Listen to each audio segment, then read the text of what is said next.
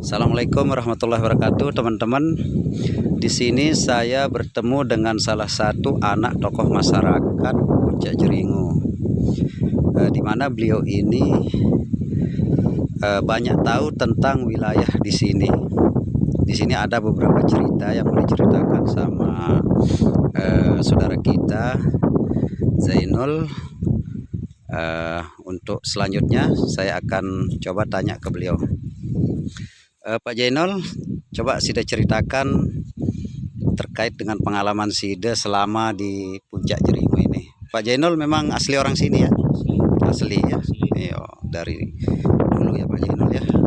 Pak Zainul, menurut Sida Puncak Jeringu ini selain dari pemandangannya yang begitu menakjubkan, apa saja cerita-cerita di balik Puncak Jeringu ini yang masih tersembunyi sampai saat ini?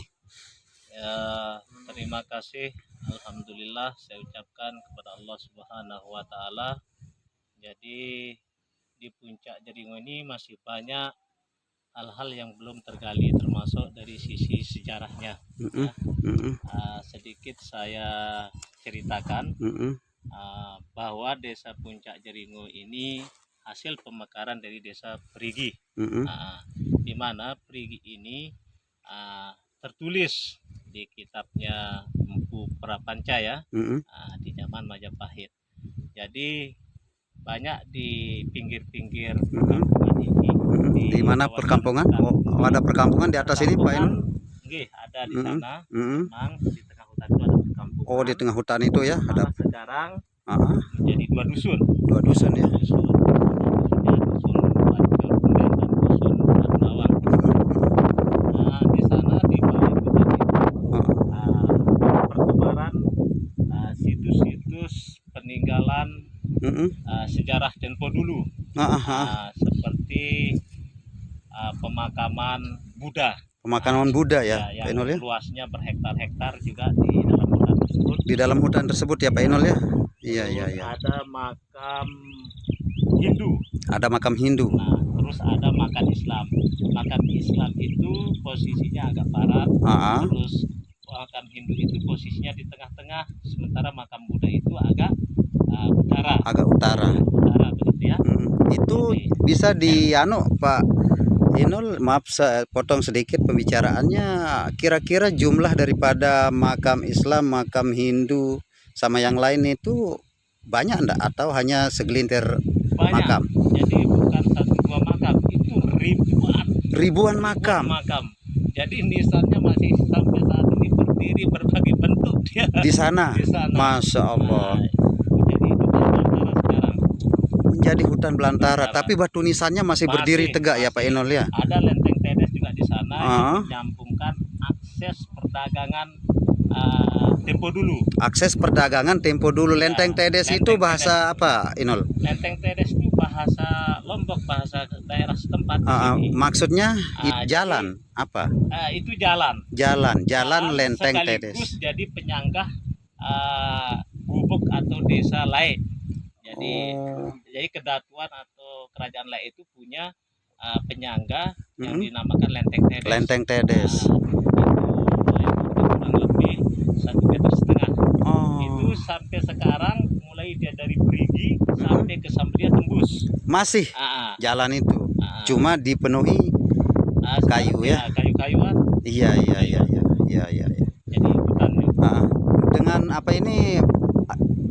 bagaimana Pak Inul bisa tahu di sana ada makam? Apakah Pak Inul sering ke sana? Ya alhamdulillah, kalau kita masyarakat setempat di sini sudah tidak asing lagi. Tidak asing lagi ya. Dengan hutan ini dan dari informasi Paku Balok kita dari dulu begitu, dan buktinya juga masih ada.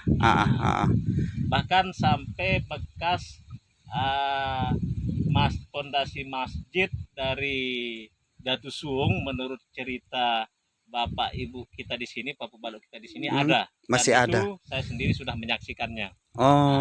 Masya Allah. Itu Datu Suung. Itu terletak di hutan atas sana Pak Inul ya. Atas hutan ini. Kira-kira dari sini Pak Inul, kalau kita ke sana perjalanan jalan kaki ya, tentunya kita jalan kaki ya, makan waktu berapa jam? Untuk mendapatkan semua informasi saya yang tadi itu Mm-mm. artinya supaya semuanya bisa kita kunjungi, bisa Mm-mm. kita lihat, saksikan, ya kita harus persiapan dari pagi sampai sore untuk melakukan itu. Untuk melakukan Nah, 1 hari itu. lah. Baik, baik. Nah, Pak Inul, pertanyaan saya lagi, apakah situs-situs yang ada sekarang saat ini diketahui enggak sama apa ini aparat kita setempat dan pemerintah kita di Lombok ini? Memang sering kami menyampaikan itu, cuma respon yang lebih apa namanya kedepannya kami lebih apa namanya di belum ada Belum ada ya? belum ada belum Mm-mm. sama sekali, belum ada, hanya cerita saja dan tak bisa di apa namanya dimuat itu. Iya gitu ya, mereka hanya menganggap cerita fiktif aja ya. Padahal itu memang yang sesungguhnya, dan menurut yang disampaikan oleh tetua-tetua kami di sini, dulu di zaman Belanda ada pemutarbalikan fakta katanya, Mm-mm. yang sesungguhnya disembunyikan, yang tidak sesungguhnya dimunculkan. Dimunculkan. Nah, jadi ini adalah daerah keramaian dulu, kota Lombok dulu, wilayah ini. Wilayah ini ya. Di bawah lereng perbukitan Gunung Rinjani ini. Ini adalah kota. Kota zaman dulu ya. Kota zaman dulu. Iya ya, menurut. Makanya di sebelah sini ini namanya Sekotong. Sekotong ya. Nah, ini Sekotong, kebetulan Pak Inul saya dari Sekotong ini. Bagaimana ceritanya kok di Lombok Timur ini ada namanya Gunung Sekotong? Mohon dijelaskan saya Pak Inul. Kebetulan saya sendiri orang Sekotong ini. Ya, terima kasih. Jadi Gunung Sekotong ini adalah ini yang pertama. Terus masyarakatnya memang orang-orang Sekotong yang sekarang tinggal di Sekotong, Lombok Barat. Nah, jadi orang penduduk Sekotong di Lombok Barat yang dulu-dulu itu memang di tempo dulu itu mereka tinggal di sini dulu. Nah, nama ini dibawa ke Sekotong, ke Lombok Barat, Sekotong. Iya. Nah, di sana ada Jejangka. Jejangka ini adalah sebutan sebelum namanya Pringgabaya dulu, namanya Jejangka. Makanya sekarang Jejangka di Pringgabaya itu pada dasarnya dari sini. Dari hutan ini. Dari hutan ini. Ini Jejangka namanya. Jadi penduduk yang di sini pindahlah ke Pringgabaya. Maka ada namanya dusun Jejangka di sana. Di Jejangka di Pringgabaya. Iya ya. Terus di sebelah itu di atas itu Lentang Rei. Di baliknya Lentang Rei itu ada namanya Sakra. Penduduk Sakra yang sekarang di Sakra di sana di bawah begitu. Dasar mereka itu di sana. Di sini ya. Dulu ceritanya ini adalah lautan semua. Jadi bukan lautan itu saja, sampai di tempat saya berdiri ini adalah lautan. Bentangannya. Jadi pulau Lombok ini memang dulu kecil sekali, tapi perubahan alam apa namanya atau bagaimana pergeseran air laut ini semakin mengecil surut. Iya. Nah, akhirnya bahkan tiang masjid di Pringgabaya itu yang dari pohon tenggasing itu dibawa dari sini. Dulu itu tiang masjid itu dari pohon tenggasing, rebu tenggasing. Masjid lain itu dulu di sini, wilayah ini di perbukitan ini. Nah, itu digotong ketika mereka pindah ke bawah di daerah yang lebih datar. Jadi tiang masjid itu di bawah. Ya, sekarang itu masih disimpan di Masjid Pringgabaya. Itu sejarahnya Pak Inul. Baik Pak Inul. Nah terus saya kembali ke pertanyaan mengenai makam tadi. Apakah itu Pak Inul dulu sebelum pergi langsung menyaksikan makam itu memang bertanya dulu sama kakek atau sama bapak dulu? Masyarakat setempat di sini biasa turun-temurun menceritakan generasi mereka tentang sejarah yang sesungguhnya. Jadi pesan mereka sama kita, karena dulu di zaman Belanda katanya ada pemutarbalikan fakta, maka kami berkewajiban sama kamu selaku anak-anak kami untuk menceritakan yang sesungguhnya. Sesungguhnya Nah, ya ya. bahwa pusat kota itu di sini. Hmm. Nah, jadi ini adalah wilayah dari Kerajaan Sung. Nah, Kerajaan Sung itu adalah cikal bakal dari kerajaan-kerajaan yang ada di Pulau Lombok, termasuk kerajaan Islam Selaparang. Nah, itu kurang lebih di abad 8 dan abad 9. Abad sebelum 8 dan abad 9. Gunung Rinjani yang dulu namanya adalah Gunung Samalas, Samalas ini meletus. Meletus. Begitu. Baik. Nah, jadi ini adalah memang wilayah keramaian kota, ya. Sehingga kenapa dia dinamakan Datu Suung, Kerajaan Suung? Rajanya itu mengajak masyarakatnya itu untuk suung, nyepi, hilang, ya, karena dia sudah mendapatkan informasi bahwa Gunung Rinjani akan meletus, supaya jangan punah penduduk setempat tersebut, artinya masyarakatnya, rakyatnya, mereka disuruh menghilang. Jadi menghilangnya ada yang lari ke Pulau Sumbawa, ada yang lari ke Pulau Jawa. Nah, setelah aman, selesai meletus Rinjani ini, Samalas ini dulu, mereka balik lagi.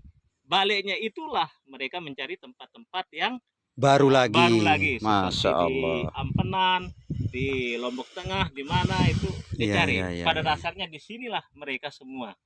Pada zaman dulu.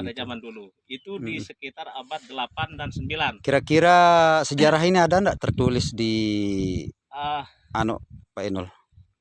Ada 2 bulan yang lalu seorang ahli dari Malaysia datang ke sini juga berkunjung. Ahli pertanahan, ahli struktur tanah, permukaan ini. Ahli tersebut menyatakan bahwa kesaksiannya dengan keilmuannya bahwa disinilah sesungguhnya kota besar dulu. Dia tertimbun oleh bebatuan hasil letusan Gunung Samalas. Masya Allah. Ini beliau itu yang datang ke tiang itu, ke saya itu seorang profesor. Ya. Di ahlinya, di bidangnya. Dia mengambil sampel beberapa bebatuan dan tanah-tanah permukaan, bahwa di bawah ini ada timbunan. Ada timbunan bekas peradaban. Baik Pak Nul. Di apa ini, selain daripada makam-makam yang ada puluhan hektar di atas gunung hutan tersebut, apalagi yang ada tersembunyi di sini? Banyak hal yang tersembunyi di seperti sana, air terjun apa? Air terjun kita begitu dekat di sini. Ini namanya air terjun Datuk Selir di balik rerimbunan hutan yang kecil ini.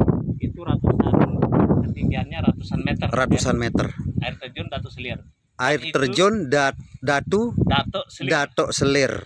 Air terjun Datuk Selir ini juga kita jadikan sebagai sumber air bersih masyarakat perkampungan di bawah. Karena semakin panas dia, airnya semakin mengecil. Semakin besar keluarnya. Jadi semakin jernih keluarnya. Masya Allah. Berarti semakin memasuki musim kemarau saat ini airnya akan semakin besar. Keluar. Hanya saja ke depan kami di sini memikirkan bagaimana kami mengelola air tersebut supaya bisa maksimal kami pakai, kami manfaatkan, baik untuk kebutuhan rumah tangga maupun untuk pertanian. Baik Pak Inul. Terakhir Pak Inul, ya mungkin Pak Inul ada pesan buat pemerintah kita lah pada umumnya ya, untuk masyarakat di sini itu. Karena saat ini saya lihat memang oke, kalau jalan utamanya Pak Inul saya lihat sangat luar biasa bagus lah ya. Tapi mungkin yang Pak Inul butuhkan akses pertaniannya atau apa bisa, atau untuk meningkatkan apa di sini wisatanya di sini atau apa gitu. Jadi ya terima kasih, harapan kami di sini mewakili penduduk masyarakat Desa Puncak Jeringo. Kami sangat mensyukuri tempat ini. Jadi harapan kami ke depan pemerintah harus sungguh-sungguh. Pertama, kami Pak Inul sedih ini. 11 tahun di sini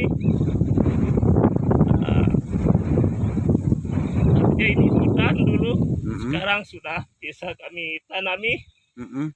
duri-duri. Mm-mm. Harapan